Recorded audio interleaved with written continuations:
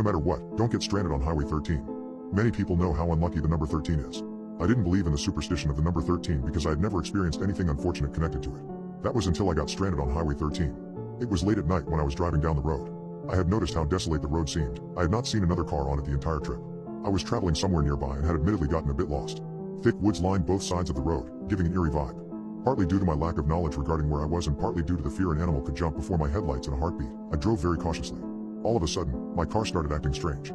My headlights flashed on and off, and, worried something was wrong, I pulled over to the side of the road. After parking and turning the car off, I got out and checked the engine and headlights. Strangely, there was nothing wrong, so I got back in and went to turn it on. Then it wouldn't start. I tried multiple times, but each time the car failed to turn on. I laid my head against my steering wheel and sighed. Of course, it wouldn't work when I needed it to. I stayed there for a few minutes before a feeling of dread suddenly settled over me. My hair stood as I looked up. I could barely see in front of me, but I could make out a pale figure a few feet in front of my vehicle. It stood there, motionless. Chills covered my body as the air grew colder. I quickly reached into my center console for a flashlight, but by the time I turned it on, the figure was gone. I blinked quickly several times, before assuming that it must have been my imagination. I set the flashlight down and grabbed my phone to dial 911. First call, no service. I called again, but to no avail. Finally, with one final attempt, my call went through. "This is 911, what's your emergency?" A man answered on the other end. "Yes, hello, my car broke down on Highway 13, I responded hastily. "Okay, do you know where on the road you are?" "No," I began to hear static. "Ma'am? Can you repeat that?" The voice was overtaken by static. What the hell? I barely had time to sort my thoughts before a new voice bellowed from my phone. "I can see you, but can you see me?" I dropped the phone immediately as disembodied laughter came from it. The voice was shrill but deep, like multiple people were speaking at once. The call abruptly ended as my phone flashed no service. I grabbed my flashlight once more and turned it on, shining it out my windows. I didn't see anything, but the chills down my spine continued.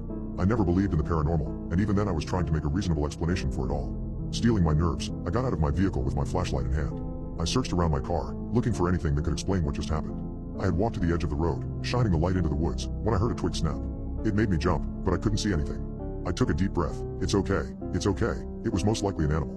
Taking a step closer to the woods, I heard the sound of a crying child. "Hello? Are you okay? I'm going to come to you, so keep making sounds." I called out. I entered the woods despite every instinct of mine telling me not to. I just couldn't ignore the voice. It might have been an actual child lost in the woods. After a little while, I came to a small clearing in the woods where I spotted a small figure. The sound of crying was louder here, so I knew the figure had to be the child. It was squatted on the ground with its back to me. "Hey, it's all right, I'll help you out of here," I said as I walked up to the child.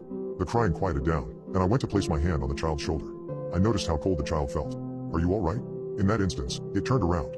Its face morphed into something demonic, and it leapt at me.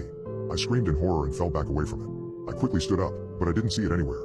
I ran as fast as I could back to my car, praying nothing else would happen. I couldn't explain what I saw with any reason or logic. After a terrifying sprint, I finally made it to my car and got in before locking my doors. I tried turning my car on, but it wouldn't start. "Come on, come on, come on," I shouted before hitting the steering wheel. Like a miracle, the car started, but something was very wrong. I couldn't change the gear shift. A pit settled in my stomach as the gear shift moved on its own, and my car started rolling down the road. I tried my door, but it wouldn't unlock. I moved to try my passenger door and even my back doors, but I was trapped. The radio cut on, static emitting from it. That disembodied laugh came through the radio once more. I couldn't take it anymore and yelled, "What do you want from me?" "What do I want?" "I want your life," it responded as the car accelerated. I quickly moved back to the driver's seat and buckled up. I slammed my foot on the brakes, but they wouldn't budge. Tears fell from my eyes as I knew this was how I was going to die. My high beams flashed on, and I saw a bridge up ahead. My heart sank into my stomach. I struggled more, trying to open my door, roll my windows down, or stop the car, but nothing worked. The radio still had static laughter playing through it. I prayed and prayed for something to save me. I looked back up, and a white wolf now stood in the middle of the road. The car slowed as the radio cut off. I slammed on the brakes, and they worked. My car stopped a few feet in front of the white wolf, which stood motionless. I cried from both fear and relief. I could hear sirens in the distance and knew that the police were on their way. The white wolf disappeared before my eyes, leaving me in shock.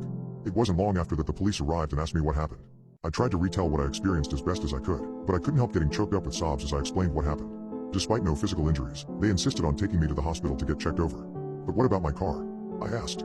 "We will have one of the officers drive it to the hospital. You are too shaken up to drive right now," the officer explained.